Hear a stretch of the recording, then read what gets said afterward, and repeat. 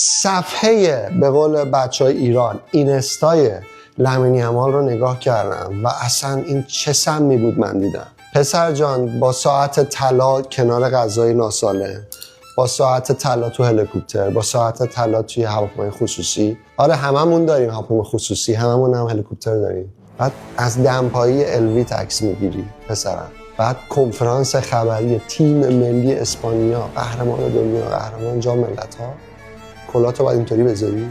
حتی صدای گوتی هم در اومد که این چه وضعشه.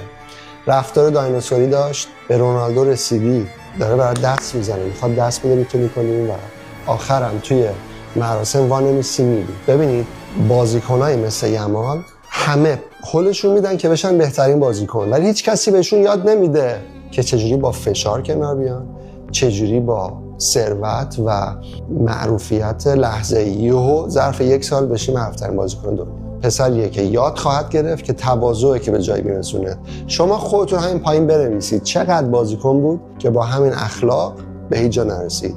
1 فصل خوب بازی کردن خیلی هم میتونن داشته باشن. میتونی این کارو 20 سال انجام بدی مثل رونالدو، مثل مسی، مثل خیلیای دیگه.